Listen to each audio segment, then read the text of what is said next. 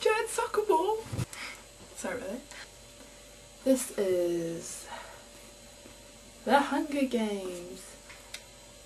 I'm ashamed to admit that I started reading this book because I saw the trailer for the movie, which is coming out in March, I think. It's about this girl. The narrator of the book is a girl called Katniss Everdeen, which is a weird name. They all kind of have random weird names. So Katniss lives in District 12 in this I don't know if it's like a country or world, and it's called Panem.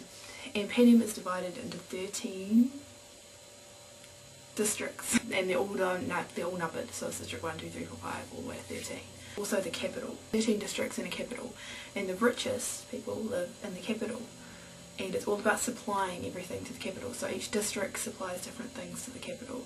District 1 is one of the richer ones, supplies more precious items to the capital.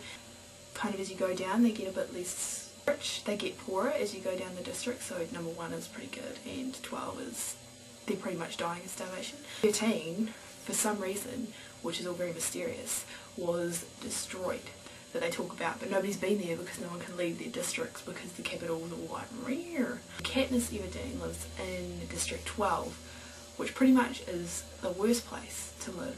All they do is supply the coal, and people are always dying in the coal mines because there's always coal mine explosions. There's never any food. Like, it talks on and on and on and on to death about how there's never enough food.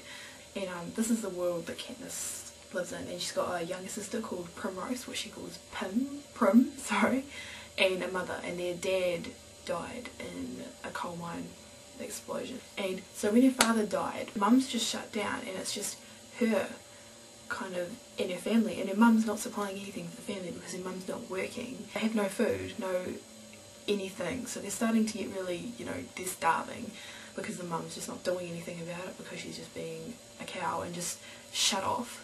She goes a little bit like weird and like walks along the street and then tries to steal rubbish out of bins and all this desperate kind of stuff. She's friends with this guy called Gale, but her and Gale are kind of friends, but it's like a weird relationship. I think Gale likes Katniss, but I don't know what a boy is. I'm like ignorant. Yeah, so I don't know, maybe that's set up to have a romance later or something. Okay, sorry about that, I had to change my battery. Okay, so Katniss' dad taught her how to hunt, taught Katniss some of the skills, and Katniss taught Gale, her friend, some of the skills. Katniss kind of goes hunting, and what they do is they leave the district. There's like a little thing in the fence, and they leave the district and go hunting in like the woods around it, and it's all very strange. Go hunting to get all the food for the family and stuff like that. Alright, moving on. The whole kind of purpose thing that they've got going for the districts is they have this thing called the Hunger Games, which is the name of the book. When you turn 12 in any of the districts, your name gets put into this big bowl when you turn 12. And then every year it gets put in again, so by the time you're like 18 it's in there like 5 times. And then I think after that age, I think after 18, you get taken out and you're like sorted for the rest of your life, you don't get put in again. So there's a boys bowl and a girls bowl, and what they do every year is out of the bowl they draw a name out of each one, and these 2 people become what they call tributes, which compete in the Hunger Games. So there's 2 from every district, so there's 24 tributes. They don't take any from the capital, which is weird. So moving on, Katniss has been doing, and what Gale, her friend, has been doing, is that they put their names in the bowl extra times, because if you put your name in every 3 months you can get more food. So their names are in like 20 times when it's time to draw the names out of the bowls. Katniss' sister Primrose has just turned 12, so her name's in once. Katniss' name's in like 18 and Gale's is in like 20 or something ridiculous. But Katniss doesn't want Primrose to put her name in, which is kind of selfless, I guess.